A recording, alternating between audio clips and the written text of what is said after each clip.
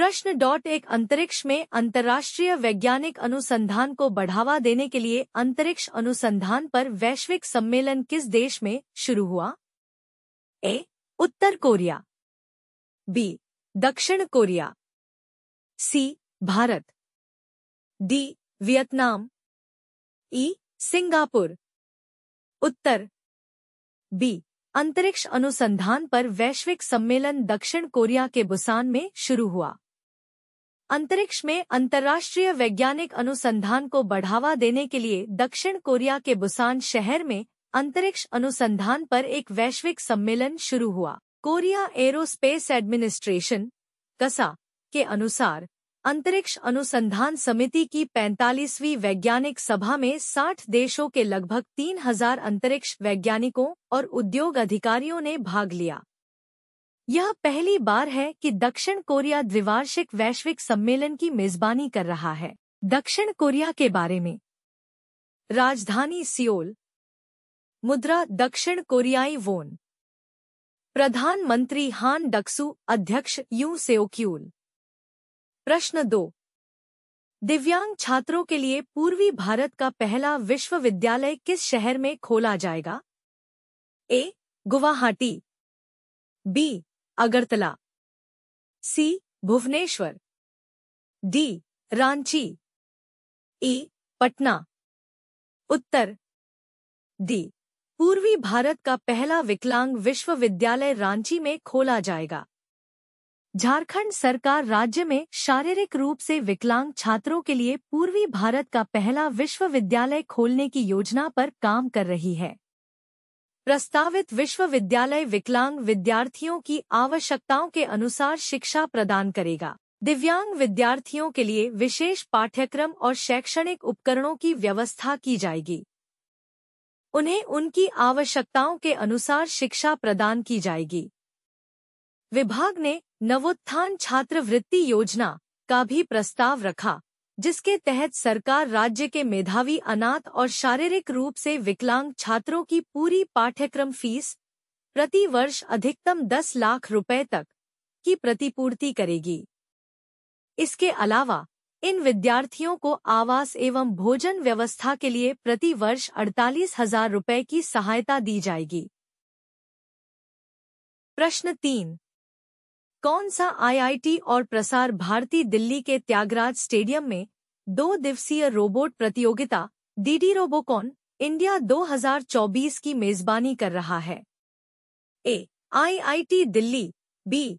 IIT Gandhinagar, C. IIT Kanpur, D. IIT Madras, E. IIT Gorakhpur. उत्तर A. IIT Delhi और प्रसार भारती दिल्ली में रोबोट प्रतियोगिता डीडी रोबोकॉन इंडिया 2024 की मेजबानी करेंगे। आईआईटी दिल्ली और प्रसार भारती दिल्ली के त्यागराज स्टेडियम में 2 दिवसीय रोबोट प्रतियोगिता डीडी रोबोकॉन इंडिया 2024 की मेजबानी कर रहे हैं। प्रतियोगिता में 45 से अधिक कॉलेजों, संस्थानों और विश्वविद्यालयों के 750 से अधिक छात्रों ने भाग लिया। डीडी रोबोकॉन की विजेता टीम अंतर्राष्ट्रीय Asia Pacific broadcasting union Robocon 2024 में भारत का प्रतिनिधित्व करेगी, जो वियतनाम के क्वांग में आयोजित किया जाएगा।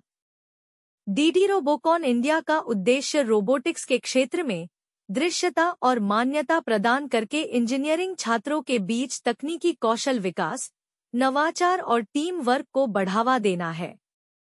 यह प्रतियोगिता छात्रों की इंजीनियरिंग और रोबोटिक्स क्षमताओं को प्रदर्शित करने और आगे बढ़ाने के लिए एक प्रतिष्ठित मंच है। प्रश्न 4, जून 2024 तक थोक मूल्य सूचकांक WPI मुद्रास्फीति की वर्तमान दर क्या है? ए. 1.36%, बी. 2.36%, सी. 3.36%, डी. 2.06%, ई. 3.16%। उत्तर सी. देश में थोक मुद्रास्फीति जून में लगातार चौथे महीने बढ़कर 3.36% हो गई, जिसका कारण खाद्य वस्तुओं, विशेषकर सब्जियों और विनिर्मित वस्तुओं की कीमतों में वृद्धि है। मई में थोक मूल्य सूचकांक WPI आधारित मुद्रास्फीति 2.61% थी। जून 2023 में यह 4.18% थी। पिछले सप्ताह जारी आंकड़ों से पता चला कि जून में खुदरा मुद्रास्फीति 4 महीने के उच्चतम स्तर 5.1% पर पहुंच गई। भारत में हाल ही में WPI आधारित थोक मुद्रास्फीति जनवरी 2024 27%, फरवरी 2024 20%, मार्च 2024 0.53%, अप्रैल 2024 1.26%, मई 2024 61%, जून 2024 36%। प्रश्न 5। रूस के सेंट पीटर्सबर्ग में आयोजित अंतर्राष्ट्रीय रेत मूर्तिकला चैंपियनशिप में स्वर्ण पदक के साथ गोल्डन सैंड मास्टर पुरस्कार किसने जीता है? ए. रविंदर रेड्डी, बी. सुबोध गुप्ता, सी. शिल्पा गुप्ता, डी. नीरज गुप्ता, ई. सुदर्शन पटनायक। उत्तर ई. सुदर्शन पटनायक ने अंतर्राष्ट्रीय रेत मूर्तिकला चैंपियनशिप में स्वर्ण पदक जीता।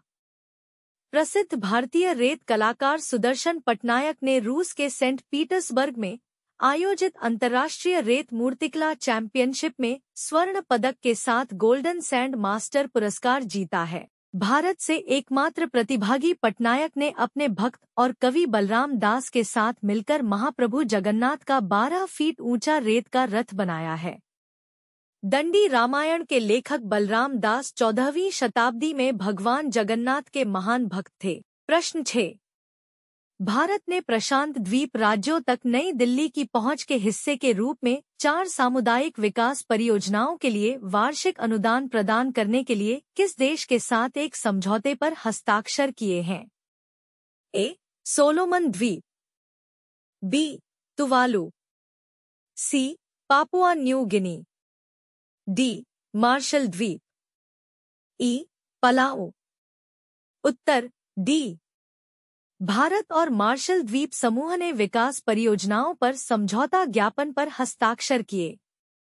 भारत ने प्रशांत द्वीप देशों तक नई दिल्ली की पहुंच के एक हिस्से के रूप में 4 सामुदायिक विकास परियोजनाओं के लिए वार्षिक अनुदान प्रदान करने हेतु मार्शल द्वीप समूह के साथ एक समझौते पर हस्ताक्षर किए हैं। इस समझौता ज्ञापन पर टोक्यो स्थित भारतीय दूतावास में जापान में भारत के राजदूत सिबी जॉर्ज और मार्शल द्वीप समूह के विदेश मंत्री कलानी कानेको ने हस्ताक्षर किए। टोक्यो स्थित दूतावास मार्शल द्वीप समूह के साथ संबंधों की देखरेख के लिए भी जिम्मेदार है। इस समझौता ज्ञापन से एलोकेटोल में सामुदायिक खेल केंद्र, मेजिड द्वीप पर हवाई अड्डा टर्मिनल तथा अर्नो और वुत्जे एटोल में सामुदायिक केंद्रों का क्रियान्वयन संभव हो सकेगा। मार्शल द्वीप समूह के बारे में।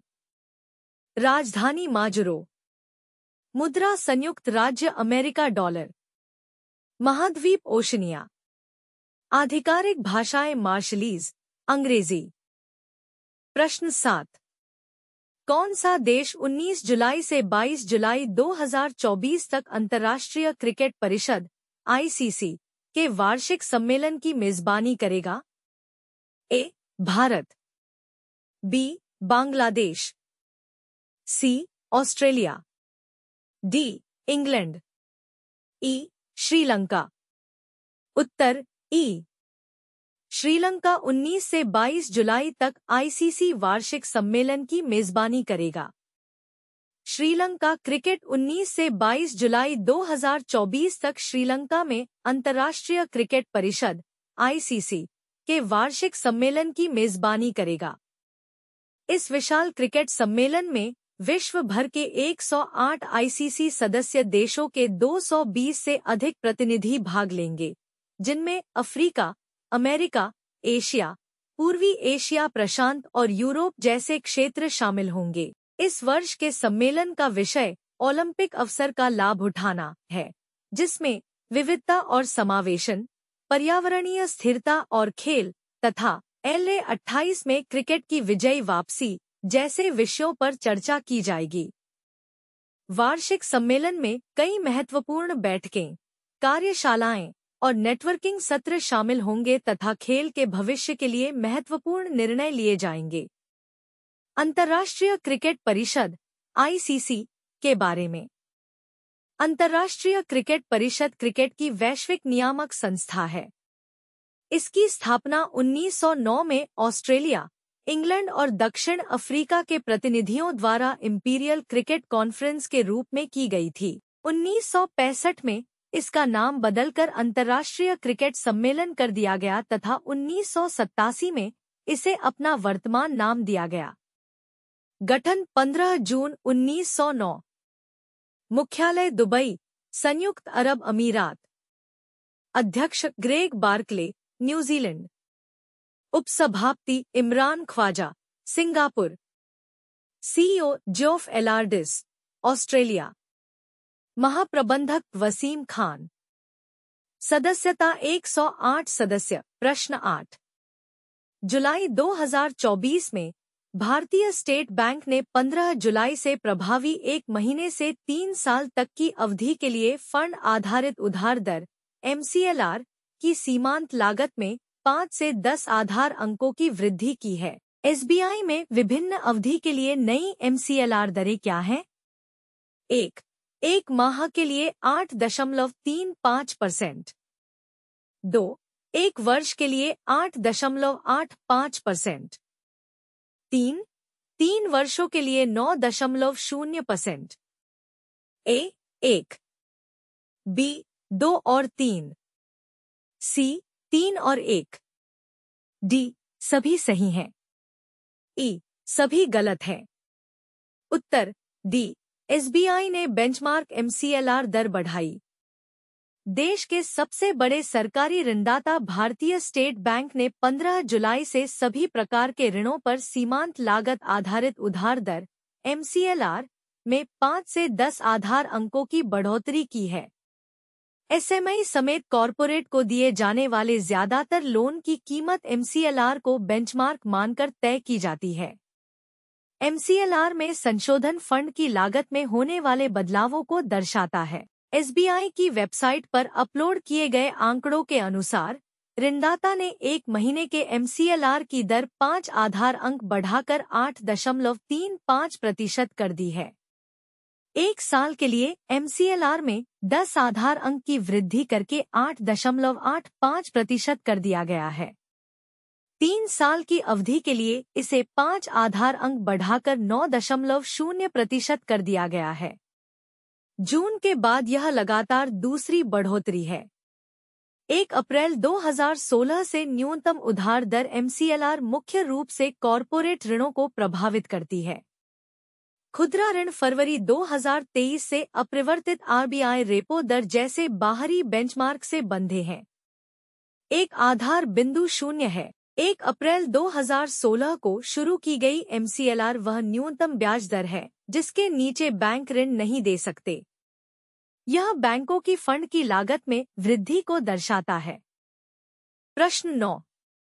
किस देश ने बर्लिन में यूरो 2024 के फाइनल में इंग्लैंड को 2-1 से हराकर रिकॉर्ड चौथी बार यूरोपीय फुटबॉल चैंपियनशिप जीती है? A. France, B. Spain, C. USA, D. Portugal, E. Belgium. Uttar B. Spain ने इंग्लैंड को 2-1 से हराकर रिकॉर्ड 4वीं यूरोपीय फुटबॉल चैंपियनशिप का खिताब जीता। फुटबॉल में स्पेन ने बर्लिन में यूरो 2024 के फाइनल में इंग्लैंड को 2-1 से हराकर रिकॉर्ड चौथी बार यूरोपीय फुटबॉल चैंपियनशिप जीती। निको विलियम्स ने स्पेन के लिए पहला गोल किया। उन्होंने दूसरे हाफ में 2 मिनट से भी कम समय में गोल किया, जबकि शुरुआत में दोनों टीमें स्कोर नहीं कर सकी थी। यह इंग्लैंड का लगातार दूसरा उपविजेता स्थान है, जो यूरो 2020 के फाइनल में इटली से हार गया था। देश ने कभी भी यूरोपीय चैंपियनशिप नहीं जीती है और इसकी आखिरी बड़ी अंतर्राष्ट्रीय टूर्नामेंट जीत 1966 विश्व कप थी। प्रश्न 10। किस टीम ने world championship of legends title 2024 जीता है?